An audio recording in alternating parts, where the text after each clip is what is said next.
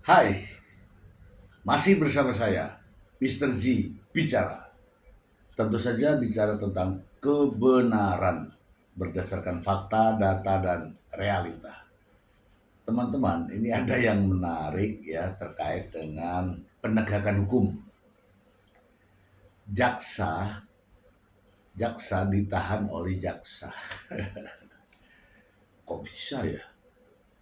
Saya tidak tahu, tapi alangkah bagusnya agar menghindari fitnah.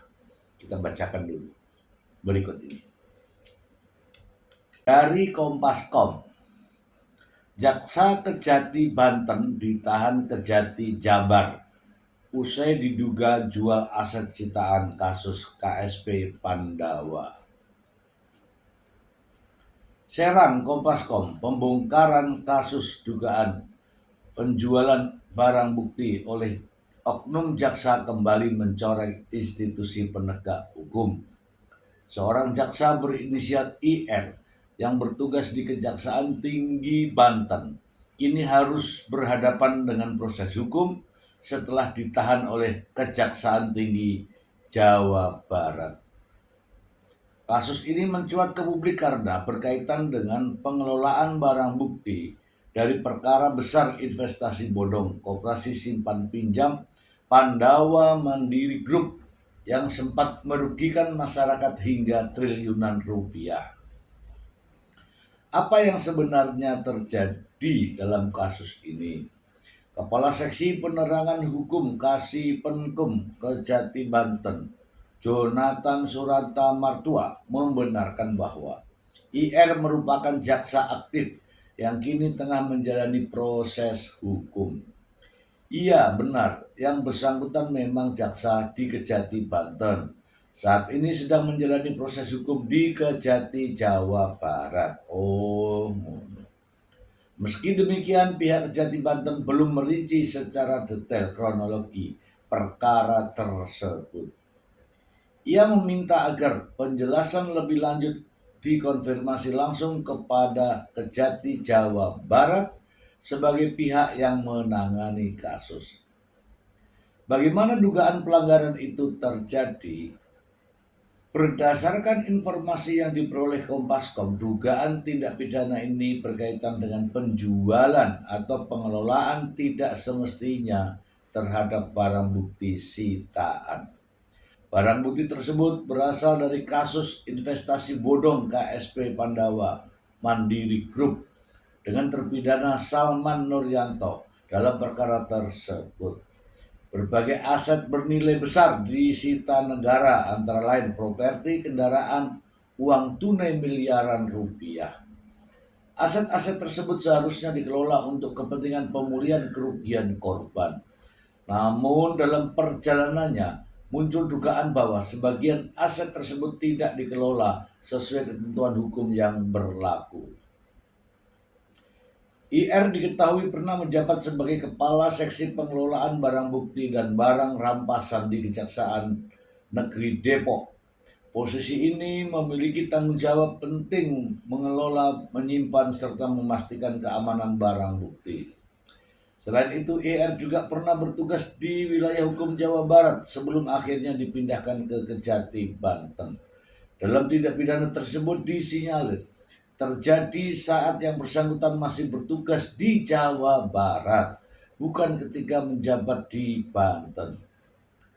Pihak Kejati Banten menegaskan bahwa kasus yang menjerat IR tidak berkaitan dengan perkara first travel yang sebelumnya juga ramai diperbincangkan. Perlu kami tegaskan bahwa yang bersangkutan tidak terkait dengan pengelolaan aset first travel.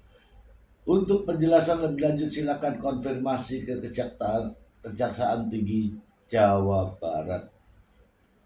Penegasan ini penting untuk meluruskan informasi yang sempat beredar di masyarakat agar tidak terjadi kesalahpahaman. Perkara KSP Pandawa Mandiri Group sendiri merupakan salah satu skandal investasi bodong terbesar di Indonesia dengan nilai kerugian korban mencapai 3,3 triliun. Saat ini IR telah ditahan dan menjalani proses hukum di Kejati Jawa Barat. Penyidik masih terus menjalani proses perkara untuk mengungkap secara utuh dugaan pelanggaran yang terjadi. Oh, oke. Ternyata ya. Sudah saya bacakan ya teman-teman ya. Ada jaksa, oknum jaksa ditahan oleh jaksa. Ini judulnya sangat menarik ya. Kok bisa ya? Ini terkait dengan pengelolaan aset. Aset yang disita untuk negara justru dipermainkan untuk digunakan untuk kepentingan sendiri. Inilah yang terjadi. Dan faktanya memang jaksa sudah mengambil tindakan dengan menahan jaksa tersebut. Namun teman-teman, begitu banyak juga selain yang ini juga banyak kejadian-kejadian lain ya, seperti jaksa menerima suap, jaksa melakukan pengancaman, jaksa